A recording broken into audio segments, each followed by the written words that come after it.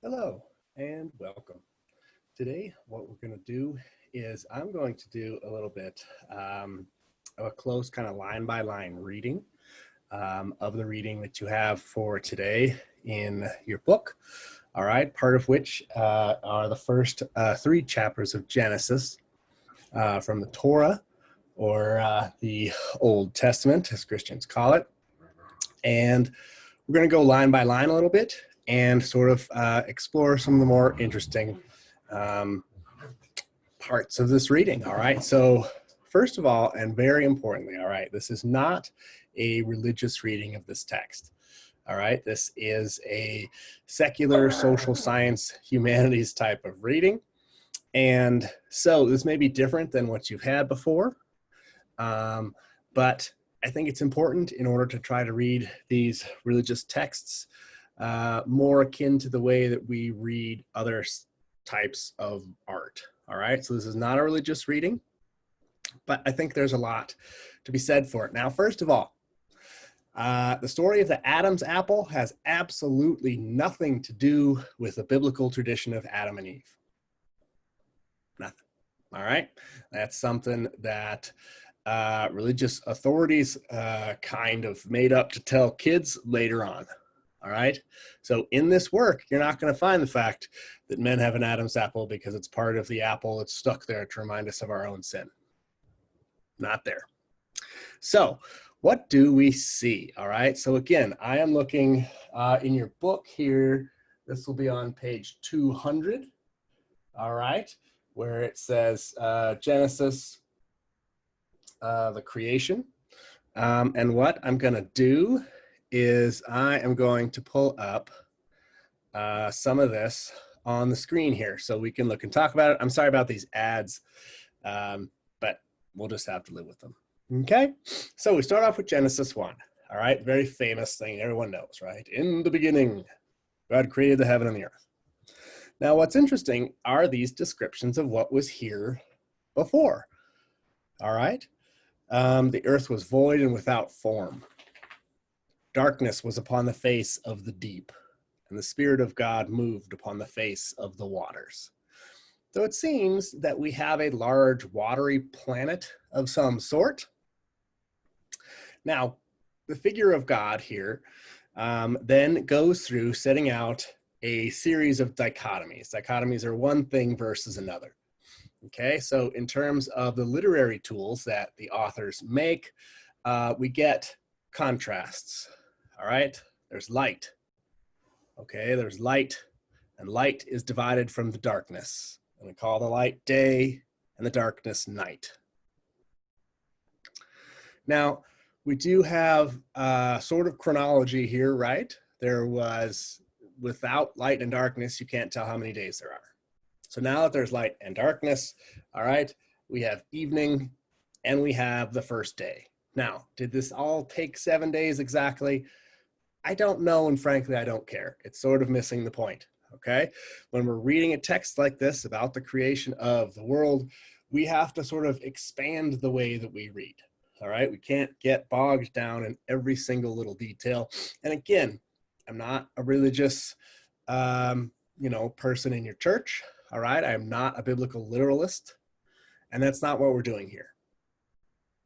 Okay, so the figure of God here is very anthropomorphized, right? He's sort of like a person, okay?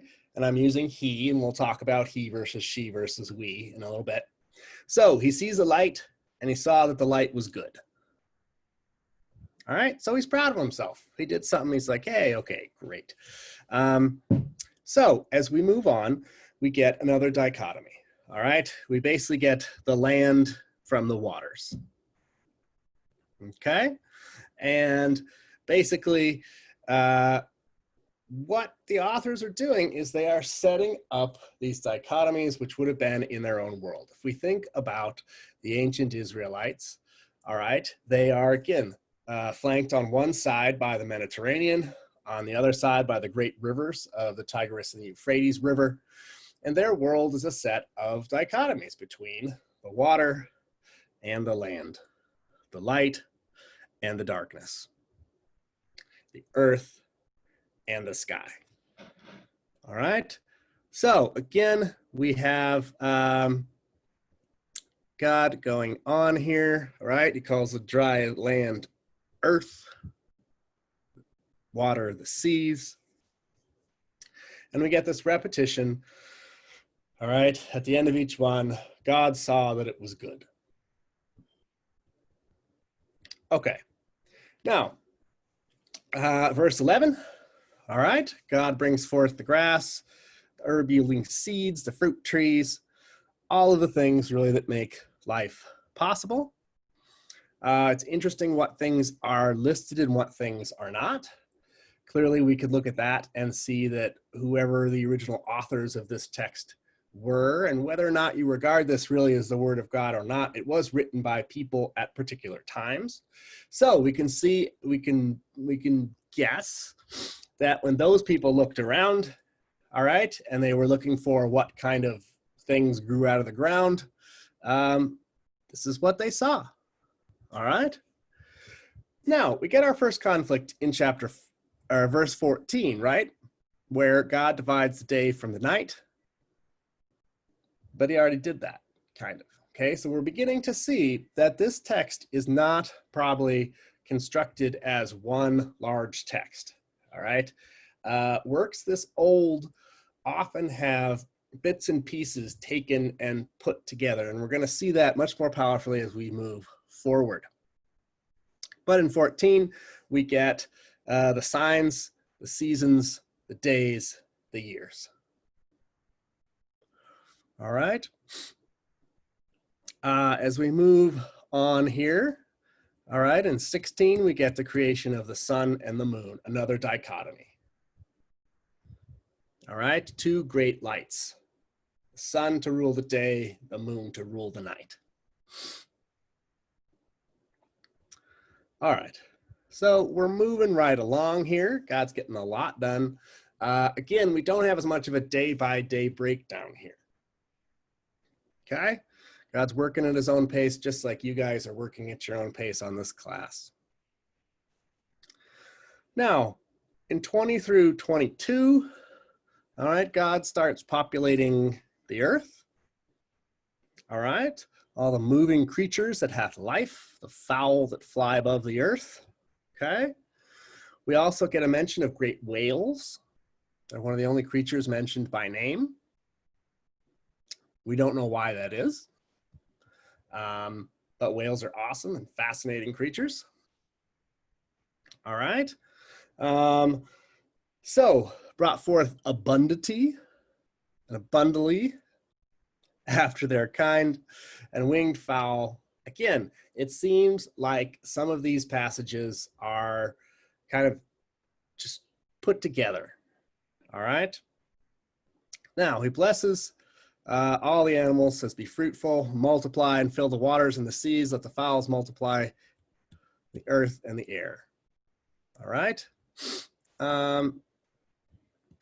Now we're somewhere around the 5th day now. All right. And he begins to bring forth creatures on the earth. Okay. And again, we can surmise, all right, that the person who wrote this saw these kind of creatures on their earth. Okay, cattle of every kind. This is one of my favorite passages. And everything that creepeth upon the earth after his kind, and God saw that it was good. I just like the word creepeth. Again, that's a King James translation. It may be weird, but let's just go with it. Okay, now as we get to verse 26, all right, this is really where the rubber hits the road, because here we get the first explanation of God creating human beings, okay? And first of all, I say first because there are going to be two, and it's very important that we think about this text as having multiple explanations of the same thing. And what does that mean about the Jewish tradition in terms of scriptural integrity? Scriptural integrity basically means where your religious texts come from and how they adapt over time. Okay, so it's very clear in Genesis that there were two different accounts. And instead of getting rid of one, all right, they just put them both in here. So it makes it a little confusing to read because basically by the end of, chapter 1, we're pretty much done, but then we come back and do the same thing in chapter 2. Okay. So let's look really closely at verse 26. And God said, comma, let us make man in our image, after our likeness. Okay, now, if you were translating this from various other languages, all right, other languages have different gendered descriptors. And there's a lot of controversy about this, but over time, this is generally accepted the way that this has been translated, okay? So, some really important questions that I have no answers to. Who is God talking to?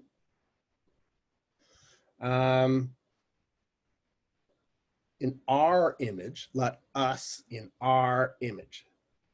Okay, you don't say that when you're alone. So it seems like there's someone there with God. We don't know. Let us make God in our image after our likeness. And let them. So man here really should probably be more like human beings, persons. Again, translation issues get iffy. Let them have dominion over the fish of the sea and the fowl of the air and over the cattle and over all the earth and over every creeping thing that creepeth upon the earth. Okay? So here we have human beings, all right?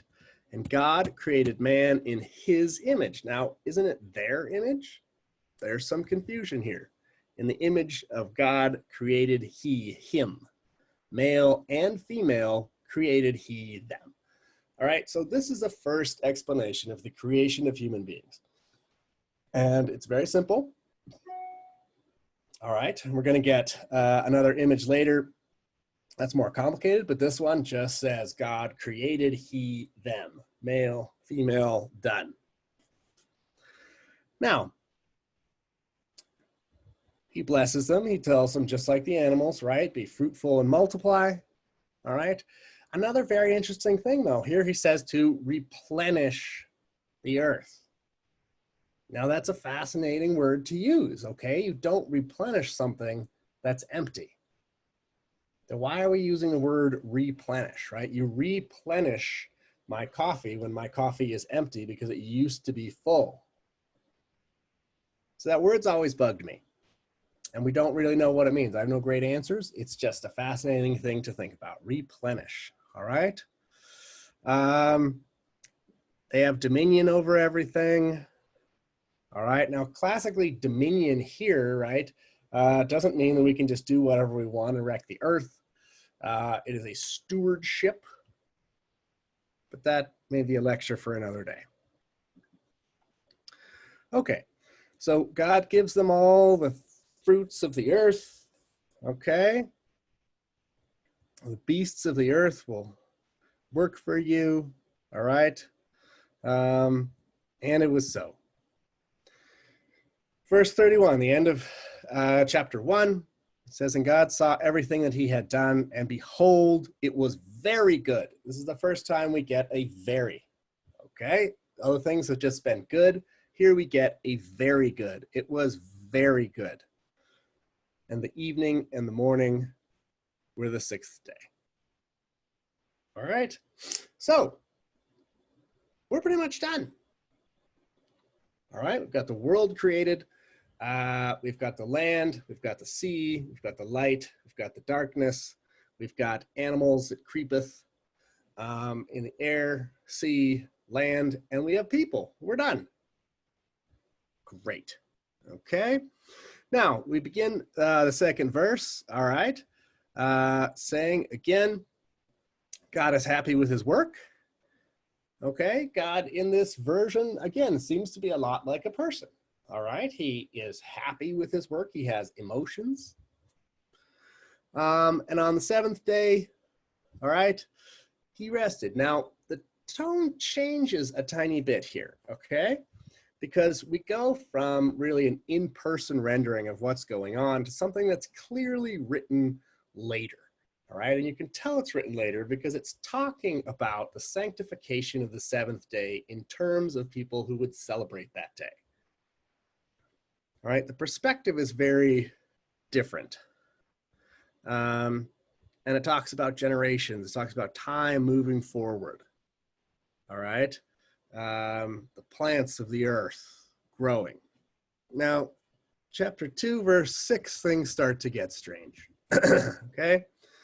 But there went up a mist from the earth and watered the whole face of the ground. Now, I've been reading that passage for a long time, and frankly, I have no idea what it means and why it's here.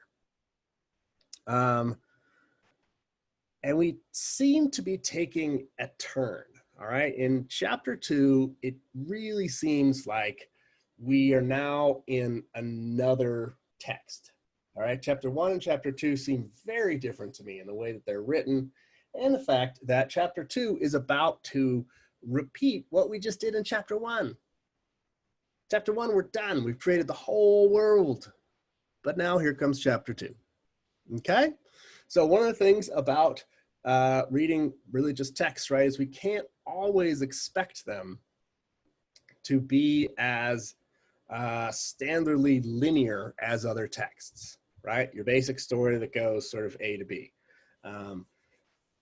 Biblical texts, reading the Torah, all right, they saved a lot of things and they put them all in there. And we can see a definite example of that here. Okay, we just created human beings in the last chapter, but now we're going to do it again. The Lord God formed man of the dust of the ground and breathed into his nostrils the breath of life. The man became a living soul. Okay, so here we have a singular God, not let us make him in our image, and one gender, man, el hombre. Now, then it cuts back again, all right? The Lord plants a garden, eastward of Eden, and there he put the man whom he had formed. Now, gardens are very important in the ancient world, all right? Especially in the ancient desert cultures of the Middle East. Gardens were oases, right? They were signs of wealth and power. Many cultures see heaven as a garden, right? And hell as the sort of desert scape around you. Okay, so it's very standard that we would see this idea of the garden, all right? The garden is a good place, a place of plenty. Now, verse 9, all right, out of the ground, he makes everything grow that is pleasant to the sight and good for food. Now we get this little sentence, the tree of life, also in the midst of the garden, and the tree of knowledge of good and evil. Now, what exactly these mean, we could debate for the rest of this class in its entirety, all right? A lot of people feel that the tree of knowledge, all right, is the tree of knowledge of the power of sexual reproduction, the power of how the human body works, all right? The knowledge of good and evil, you know, more talking about morality, right? So the story of Adam and Eve, all right, and the snake that we're going to read can be read a number of different ways. But one of the ways that we have to at least consider reading it is that it is the beginning of civilization. And I mean that in that not only do Adam and Eve do something that God doesn't want, God casts them out, but it basically is an explanation for the majority of reasons that the world is the way it is. All right, it is a creation myth in its own right. So let's read a little bit about it. Okay, so we get some more of the garden here, places the garden between these rivers. All right, all of these rivers are real places. Okay, that fourth river there, the Euphrates, right? We've just read about the Fertile Crescent, the Tigris and Euphrates River Valley. And so God says to the man, okay, you should keep this garden, keep it up, make it look pretty. I like it. Okay. 16 and 17, all right? Of every tree in the garden thou mayest freely eat. But of the tree of knowledge of good and evil, thou shalt not eat it. For in the day that thou eatest thereof, thou shalt surely die. Now remember that, okay? God says that Adam will die, as in stop living, if he eats of the tree of good and evil. Also take note, Eve is not here. There's no Eve. All right? Now, eventually, it occurs to God that man might want a friend. Now, one of my favorite parts of these passages is that God seems to have kind of a process of trial and error here. All right? Because he puts man in the garden and he thinks, oh, maybe man's lonely, right? Like, he doesn't really seem omniscient. So then he goes through the hilarious process of creating all of the animals, okay, letting Adam name them and see who's going to be a special friend for Adam. Now, shouldn't he know that it's another person? Right? Like, will a rhinoceros be your special friend? No? Okay. Will a zebra? No. So again, chapter 2, verse 19, all right, he brings all the animals that he's created in front of Adam. Adam gives some names. All right. But again, we have this process. This seems like a different God than the God in the first chapter, right? The God in the first chapter just made stuff. It was like boom, boom, boom, boom. This God seems almost to be unsure of exactly how Adam works, why Adam might need an Eve to make more children.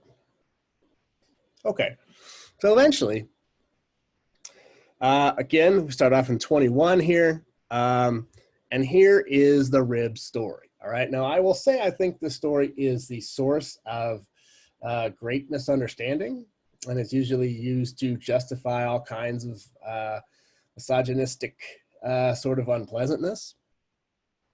So God puts Adam to sleep, all right, and when he's asleep, again, with this trial and error, like the last God in chapter 1, he just made Adam and Eve out of mud and breathed life into them. Here there's this process that seems very different. Puts Adam down, cuts out one of his ribs, all right, and makes Eve out of Adam's rib. And then he brings Eve to Adam, all right? And I mean, Adam must have been pretty excited, right? Whoa, you're not a rhinoceros, cool. And Adam said, this is now bone of my bones and flesh of my flesh. She hath be called woman, because she was taken out of man. Now, we cannot deny the fact, okay, that this myth was obviously written by men. And it seems likely, to me at least, that this myth is written again in the service and support of an already existing sort of social dynamic, all right, which placed men in positions of power and tried to relegate women to different sorts of roles, all right? We know that chapter 1 is older than chapter 2. So again, chapter 2 tells a very different story. All right. Now, we get a little more about what's supposed to happen when you become a big boy. All right. A man will leave his mother and father and will go take a wife. Now, this is important here. And they were both naked, the man and his wife, and they were not ashamed. All right. And they were not ashamed of their nudity because they did not have knowledge. All right? Probably they were the only people in the world. And really, when you're in such a situation, there's no real need to wear clothes. But they did not know, in terms of this narrative, all right, to have shame. Now, I'm not telling you to be ashamed of your body. Please don't, okay? But in the biblical context, the term shame refers to like the need to cover up all your bits, okay? They didn't have that yet. That wasn't a thing. Okay, so now in the 3rd chapter, don't worry, we're almost done. We get introduced to the serpent. Now, please do not mistake the serpent for the devil. Serpent and the devil have nothing to do with each other. All right? The devil is the devil. The devil would not be introduced into Torah literature until after the exilic period, which is much later than this. And the serpent is just a serpent. All right? Serpents had very particular cultural meanings in the ancient world. There were many cults about serpents. People were fairly obsessed with them. But the serpent is just a serpent. Okay? Not the devil. Now, the serpent was more subtle, more crafty than any other creature, but let's be clear about this. All right, God made the serpent. And when God made the serpent, he made him crafty and subtle. Again, we see a God that seems to be undergoing a process of trial and error. I mean, I've never made a world, so I don't know how it works. Now, the serpent, all right, first of all, you should realize, hopefully, that the serpent's walking around. Okay, we see later that the serpent has to crawl on its belly as a result of this story, but it means that he wasn't crawling on his belly before. So think about a walking serpent.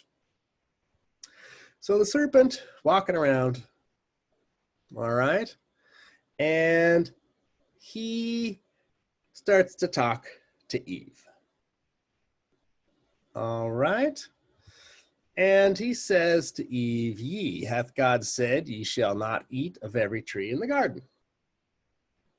Okay. And Eve said, "We may eat of the fruit of the trees of the garden. But the fruit of the tree which is in the midst of the garden, ye shall not eat it, neither ye shall touch it, lest ye die." Okay. So clearly, Adam has given this information to Eve. Okay. And so the serpent says unto the woman, "Yet you really won't die. I mean, come on." All right. Now, when we look at chapter 3, verse 4, okay, the serpent doesn't lie. All right, you want to think about that really carefully. Do Adam and Eve die when they eat that tree? No, they don't. Okay. Now, as we move along here, we see that in verse 6, all right, the woman saw the tree, and we saw that it was good for food. It was pleasant to the eye. Now, again, we have to think about some things here. If God had not wanted them to eat it, why did he make it so delicious looking? Now, is this some sort of test? Yeah, could be. All right. So, again, Eve takes the initiative. All right. And we all know this to be true. All right. She took the fruit. She ate it. And then she turns around and gives it to Adam. Okay, so this whole time, when she's talking to the serpent, Adam's standing right next to her. Now, gentlemen, if you're ever in a situation where your wife is talking to a walking serpent who's telling you to disobey the will of God, you might want to intervene at some point. All right? Adam tends to blame Eve. We tend to blame Eve as a society. But Adam was right there, man. He was standing right there, just like they were purse shopping or something. Like, he's just standing there like, "Oh, okay. All right." Now, they eat the fruit and their eyes are open. All right? They realize that they're naked. They have shame about their naked bodies, and they need to cover up. So the fruit, all right, gave them a knowledge of themselves, of their physicality, and of their bodies. Before then, they had not had that knowledge. So again, we have to look at this from multiple perspectives. Yes, this is the fact that they went against the will of God, but it also is a fact that we as human beings evolve more and more knowledge about our own bodies. And that's important. And that's good in many ways. All right. How would we have anything like science or anything if we didn't understand ourselves? In chapter 9, all right, I heard the voice of the Lord God walking in the garden in the cool of the day. All right, so God's taking a stroll in this nice garden he's made, and he's like, hey, where are you guys? All right. And Adam says that I heard the voice in the garden and I was afraid because I was naked and I hid myself. Now, God knows something's up because probably he's God. But he said, who told thee that thou wast naked? All right. Now, God gets mad at Adam and Eve. I told you guys not to eat of that tree. And fellas, one of the original sins, all right? Adam throws Eve under the bus. Right? The man said, the woman who thou gavest to be with me gave me of the tree, and I did eat. Now, the whole time, Adam was sitting there talking to the snake. All right? He was right there with Eve. Don't do this, fellas, okay? Do not do this in a relationship. It's very negative and very toxic. Now, Lord God turns to the woman.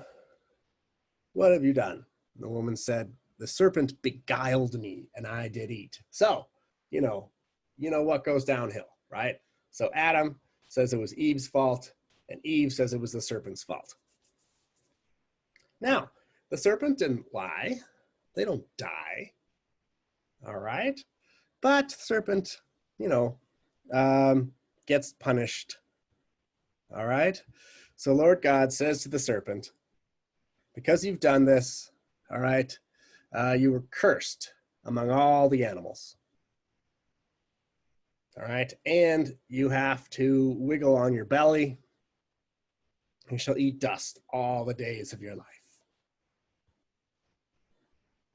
So the serpent becomes what traditionally we know as a serpent.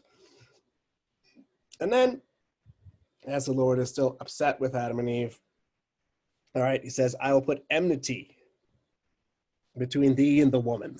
All right, I will put conflict between men and women. Man, he did that. He definitely did that. All right.